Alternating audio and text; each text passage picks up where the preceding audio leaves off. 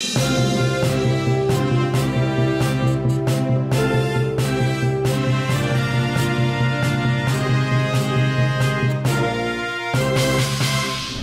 chers Cysiens, bienvenue sur le journal crypto. Nous sommes aujourd'hui le 11 août 2022. Certes, il y a beaucoup moins de monde en ce moment, mais si t'es là, tu vas voir, il y a encore un max d'actualités qu'il ne faut évidemment pas louper quand on suit l'univers des crypto-monnaies. Mais avant de passer par les actualités, ce que je te propose dans ce cas-là, c'est de regarder déjà les unes de ce journal. Let's go! Calissa, une start-up française très innovante avec l'univers des NFT et qui veut rallier l'univers des NFT et du luxe, annonce un listing pour demain. En plus, leur communauté vient de leur faire gagner le 8e de finale de notre concours des cryptos francophones. Je t'en dis plus dans ce journal.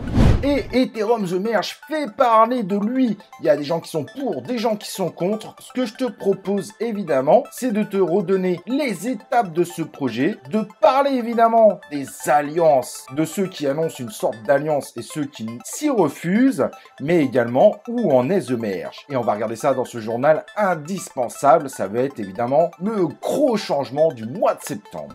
Et maintenant qu'on a vu, chers Cysiens, l'ensemble des unes de ce journal, ce que je te propose, c'est de me suivre sur Twitter pour suivre l'ensemble des actualités 24/24, en admettant évidemment que je dorme un petit peu, et on passe tout de suite à l'ensemble des actualités du jour. Et j'en ai parlé sur notre Twitter, que j'espère évidemment que tu suis. Hotbit gèle le trading, le dépôt et le retrait de crypto-monnaies, et curieusement, c'est pas un problème de fond, cette fois, ce serait un problème judiciaire. Étonnant, non? A priori, une enquête par les autorités américaines autour d'un ex-employé de l'entreprise amènerait tout simplement au gel des avoirs. Celui-ci serait lié à un projet qui aurait enfreint les lois pénales. Du coup, pour pas dérégler totalement le fonctionnement de Hotbit dit avoir tout simplement gelé les retraits, les dépôts et évidemment le trading, le temps évidemment du dégel de cette partie gelée par les autorités. Plusieurs cadres de l'entreprise ont été cités pour comparaître chez les forces de l'ordre, des demandes qui ont été faites dès fin juillet, mais soi-disant Hotbit vous confirme que ses clients n'ont aucun risque, leurs fonds sont bloqués et que ce blocage n'est pas du tout lié finalement à un problème financier. À voir évidemment la suite. Est-ce que Hotbit dit la vérité ou pas? On ne sait pas, bien évidemment. Mais soi-disant, il y aura une compensation qui sera faite au moment des dégels. On verra ça. Et Shiba Inu a enfin présenté, c'est pas présenté finalement, mais ont mis en ligne de façon surprenante Shiba Eternity. Donc il y a déjà des vidéos de gameplay forcément. Cependant, celui-ci n'est visible qu'au Vietnam. Si tu veux en savoir plus, on a fait une vidéo dédiée sur la chaîne C0 Gaming, une seconde chaîne de C0. J'espère évidemment que tu t'y abonnes, c'est très important pour soutenir évidemment cette nouvelle chaîne et profite évidemment d'aller voir un peu à quoi ressemble finalement Shiba Eternity, le jeu qu'on attendait depuis très longtemps, annoncé par les équipes de Shiba Inu, mais dont on avait encore très peu d'informations à part le fait que c'était un jeu de cartes. Rendez-vous sur C0 Gaming pour en savoir plus. Et pas de chance, Curve Finance a subi un hack un peu particulier car le DNS a priori a été détourné de façon à changer le front et à amener ses utilisateurs à signer des smart contracts évidemment malveillants. Et donc le hacker est parti avec 570 000 $, mais cependant, grâce à la réactivité assez impressionnante de Fixfloat, un swapper pas forcément très connu, ils ont réussi à bloquer quand même 112 Ethers, soit environ 187 000 $, de l'ensemble de la somme que le hacker évidemment ne pourra donc pas récupérer. Il a voulu swapper, mais il a réussi à se faire bloquer une partie des fonds. Alors que le contrôle de la crypto, c'est pas quelque chose qu'apprécient les communautés normalement, là sur le coup, la décision de Fixfloat d'intervenir a été plutôt bien reçue évidemment par les communautés. C'est déjà une partie évidemment de l'argent volé qui finalement reviendra à ses utilisateurs. Évidemment, il y a encore des pertes, mais du coup, ça rend un petit peu ce hack moins catastrophique que prévu.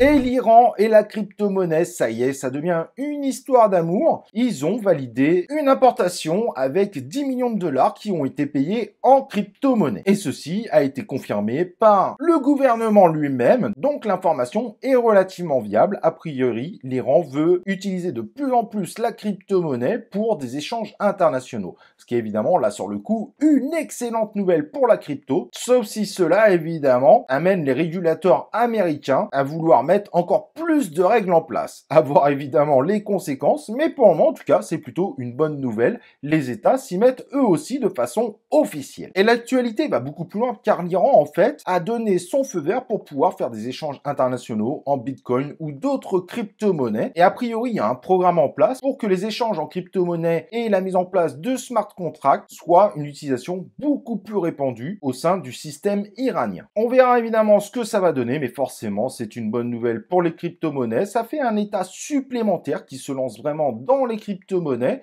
et donc qui donne évidemment de plus en plus d'importance à nos cryptos préférés.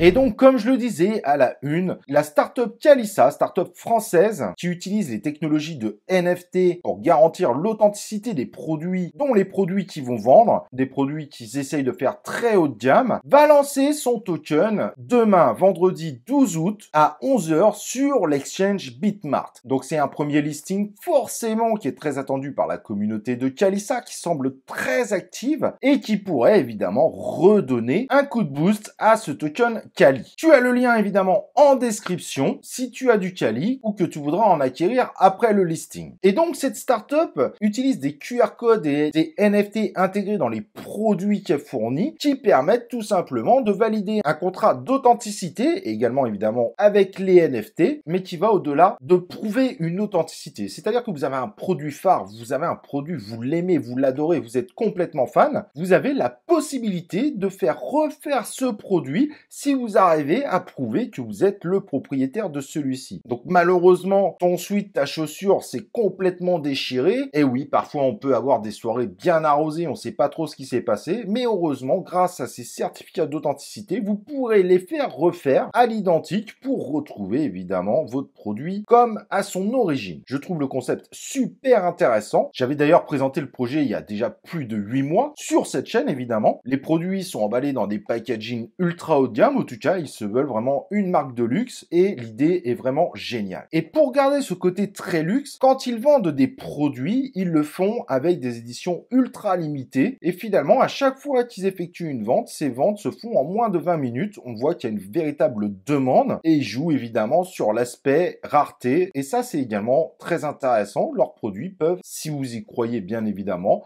devenir des produits beaucoup plus chers à l'avenir. Si vous connaissez le monde du luxe, vous verrez que c'est une pratique qui se fait d'ailleurs dans plusieurs très grandes marques où il est extrêmement difficile d'avoir des produits. Parfois, les temps d'attente sont monstrueux. Et donc, vous pourrez aller plus loin, mais le Cali permet de faire du stacking à la hauteur de 20%, permet d'acheter leurs produits. Des Cali sont intégrés directement dans les NFT et à chaque drop effectué, les Cali sont achetés au cours du token. Donc, qui va amener forcément le token à grossir. Je te laisse aller voir, il y a évidemment le site officiel, mais très bon projet, et voilà, listing demain, 12 août, 11 h sur Bitmart, tu as le lien en description. Et après Rosepen et Sepolia, The Merge valide son testnet sur Goerli, donc toutes les phases de test, ça y est, sont validées pour Ethereum The Merge, et se sont plutôt bien passées. C'est plutôt une excellente nouvelle, bien évidemment. À présent, les équipes d'Ethereum sont plutôt en phase d'observation pour voir comment les réseaux fonctionnent, si tout fonctionne toujours très bien. On ne sait jamais, bien évidemment, mais tout semble plutôt aller dans le bon sens. C'est vraiment la dernière ligne droite. Donc, a priori, The Merge pour le 19 septembre, c'est quasiment confirmé au jour d'aujourd'hui. Mais par contre, il y a toute une guerre qui se fait autour, et ça c'est très drôle, mais du coup on ne sait pas du tout ce qui va se passer le 19 septembre. Il y en a qui pensent que tout va cracher, malgré le fait qu'il y ait eu tous ces tests. D'autres pensent que les mineurs vont arrêter 1 à 2 semaines avant, ce qui pourrait faire bien cracher l'Ethereum avant la mise en place de The Merge, donc bloquer en fait l'ensemble du réseau, ou en tout cas l'amener à être congestionné de façon très violente. D'autres parlent de vente massive, même si en réalité le destacking ne se fera pas du jour au lendemain, et d'autres pensent que ça va être évidemment le Saint Graal et que le 19 septembre sera le début d'un bull run personnel d'Ethereum. En gros, il y a plein de scénarios possibles et on ne sait pas du tout lequel sera celui après le 19 septembre, car il faut être honnête sur le coup, toutes ces choses sont possibles, mais ça va dépendre évidemment des utilisateurs et de leur comportement. Mais au-delà de ça, on voit que The Merge amène, pour ceux qui étaient dans la crypto il y a très longtemps, à la même guerre qu'il y a eu au moment où certains ont décidé tout simplement de rester sur l'ancien Ethereum et ce qui a donné Ethereum classique.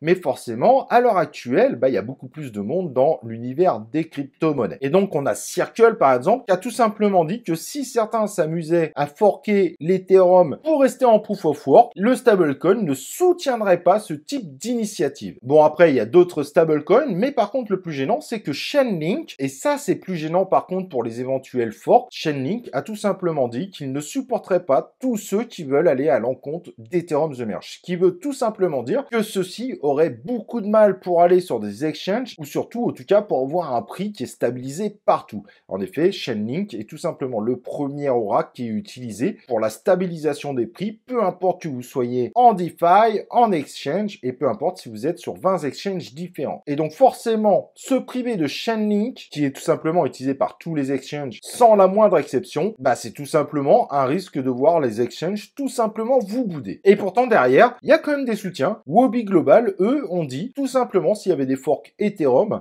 vous êtes les bienvenus, on vous soutiendra et vous aurez votre place sur notre exchange. Donc c'est une véritable guerre. Faudra voir ce que ça donne, mais en tout cas, a priori, sur le coup Ethereum The Merge semble avoir quand même des soutiens de très grosse taille, des soutiens qui veulent probablement pas que la communauté se divise en plusieurs projets. Maintenant, petit conseil perso, regarde peut-être du côté d'Ethereum classique. Un certain nombre de mineurs pourraient passer dessus, ça pourrait être un petit investissement intéressant, investissement court terme bien sûr et pas long terme. Voilà, en tout cas, j'espère que vous avez été ravis par ce journal crypto. N'oublie pas de t'inscrire sur la chaîne YouTube, d'activer les cloches de notification, de liker cette vidéo. Et nous, on se retrouve évidemment pour une prochaine vidéo du journal crypto.